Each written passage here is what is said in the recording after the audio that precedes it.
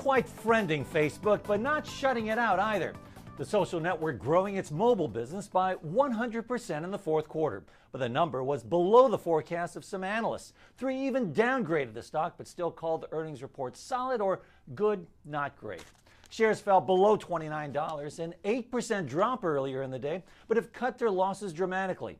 Analysts concerned about the aggressive hiring and investment plans that will boost costs. CEO Mark Zuckerberg said on the earnings call, "We aren't operating to maximize our profit this year, but we're doing what we think will build the best service in business over the long term." Sounds very similar to this. "We will continue to make investment decisions in light of long-term market leadership considerations rather than short-term profitability considerations or short-term Wall Street reactions." That coming from Amazon's Jeff Bezos in a 1997 letter to shareholders right after its IPO. Zuckerberg can only hope his stock does as well as Amazon's, which is near all-time highs, or as good as Apple's stock once fared. Time magazine reports that Facebook and Apple have a strong relationship. Zuckerberg said on the earnings call he's really happy with his partnership over apps with Apple, but Facebook's relationship with Google, in his words, isn't one where the companies really talk. Speaking of Apple, it still lords over the tablet market, but its global market share has slipped for the second quarter in a row. IDC reports Apple's iPads fell to 43.6% in the holiday sales quarter from 46.4% in the third quarter. Samsung's Galaxy tablets held on to second place, but its share stood still at 15.1%.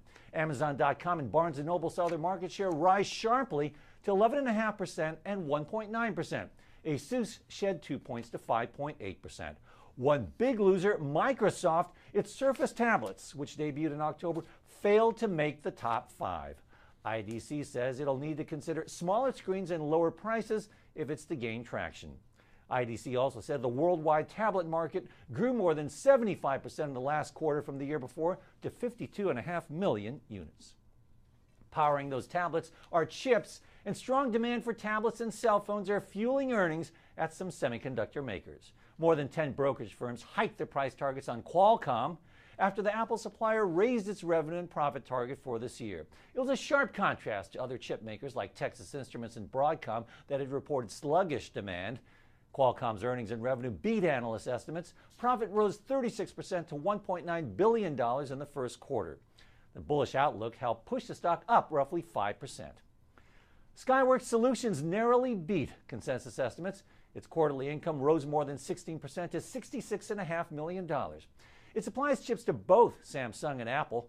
Canaccord Genuity raised its price target by $1 to $31, saying Skyworks can maintain its strong share in the smartphone and handset markets. The stock is shooting up more than 13%. Our soaring stock today is up more than that. It's JDS Uniphase. It reported a stronger than anticipated profit on higher demand for its products used in broadband networks in the Americas. Shares up about 19%. And sputtering, Liquidity Services, the small cap online auctioneer of surplus and salvage assets, cut its outlook on concerns about the health of the economy. And that's Techquity this Thursday. Remember, you can follow us on Twitter at RTRS Techquity. I'm Fred Katayama, and this is Reuters.